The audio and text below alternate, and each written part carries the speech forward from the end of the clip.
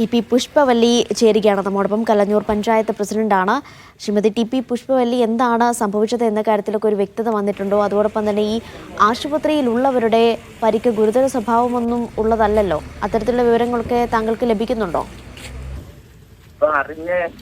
നിലവിൽ സ്ഥിതി അനുസരിച്ച് 3 പേര് ഓൺ ദ സ്പോട്ടിൽ മരിച്ചതായിട്ട്, ഒരാൾ ഹോസ്പിറ്റലിൽ എത്തിയപ്പോഴേക്കും മരിച്ചതായിട്ടാണ് അറിയുന്നത്. ഒരു 30 വയസ്സുള്ള ഒരു യുവതിയാണ് ഹോസ്പിറ്റലിൽ എത്തുമ്പോഴേക്കും മരിച്ചത്. 3 പേര് ഓൺ ദ സ്പോട്ടിൽ മരിച്ചതായിട്ടാണ് അറിയുന്നത്. ഈ സ്ഥിരം അപകട മേഖലയാണോ ഇത്? ഇത്തരത്തിലുള്ള അപകടങ്ങൾ മുൻപും ഉണ്ടായിട്ടുണ്ടോ?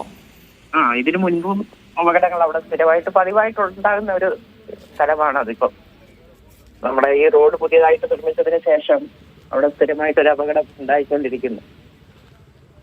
അപ്പോൾ ഈ വിഷയം നേരത്തെ ഉന്നയിക്കപ്പെടുകയൊന്നും ചെയ്തിരുന്നു? നേരത്തെ ജനങ്ങൾ ഈ വിഷയം ഉന്നയിച്ചു പ്രതിഷേധിച്ചു എന്നൊക്കെ നമ്മൾ നിരന്തരമായിട്ട് ഇത് ഉന്നയിച്ചുകൊണ്ടിരിക്കുന്ന വിഷയം തന്നെയാണ്.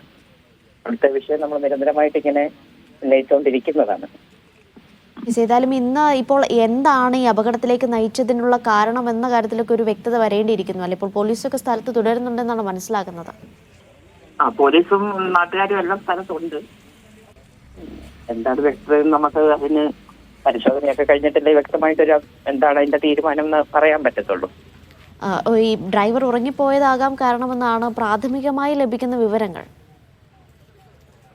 അതെന്താണെന്നുള്ളത് നമുക്ക് അന്വേഷണത്തിന് ശേഷമേ അതിനെ കുറിച്ച് പറയാൻ പറ്റത്തുള്ളൂ. എന്താണ് വ്യക്തമായിട്ടുള്ള ഒരു കാരണം എന്നുള്ളതേ.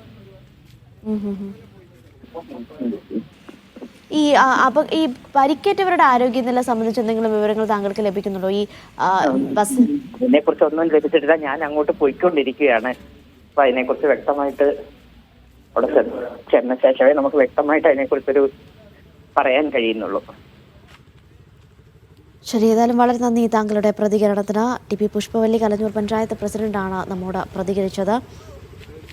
പത്തനംതിട്ട കൂടൽ മുറിഞ്ഞകല്ലിലാണ് ശബരിമല തീർത്ഥാടകർ സഞ്ചരിച്ച ബസ്സും കാറും കൂട്ടിയിടിച്ച് അപകടമുണ്ടായിരിക്കുന്നതിൽ 4 പേരാണ് മരിച്ചത്. ഈ ബസ്സിലുണ്ടായിരുന്നവർ ഇപ്പോഴും ചികിത്സയിൽ തുടരുന്നുണ്ട്. പക്ഷേ ഇവരുടെ പരിക്ക് ഗുരുതര സ്വഭാവമുള്ളതല്ല എന്നാണ് ഏറ്റവും പ്രാഥമികമായി ലഭിക്കുന്ന വിവരങ്ങൾ. അതേസമയം തന്നെ എന്താണ് ഈ അപകടത്തിലേക്ക് നയിച്ചത്, എന്താണ് കാരണം എന്ന കാര്യത്തിലൊക്കെ ഒരു വ്യക്തത വരേണ്ടിയിരിക്കുന്നു. പക്ഷേ അപ്പോഴും പ്രാഥമികമായി പോലീസ് സൂചിപ്പിക്കുന്നത് ഒരുപക്ഷെ ഡ്രൈവർ ഉറങ്ങിപ്പോയതാകാം കാരണം എന്നുള്ളതാണ്. ഏതായാലും ഇപ്പോൾ ഈ അപകടത്തിൽപ്പെട്ട 2 വാഹനങ്ങളും സ്ഥലത്ത് നിന്ന് മാറ്റിയിട്ടുണ്ട്. ഗതാഗതമൊക്കെ പുനഃസ്ഥാപിച്ചിട്ടുണ്ട്. പോലീസ് ഇപ്പോഴും സ്ഥലത്ത് തുടരുന്നുണ്ട്. വിവരങ്ങൾ നൽകുകയായിരുന്നു അജി കുഞ്ഞുമോൻ.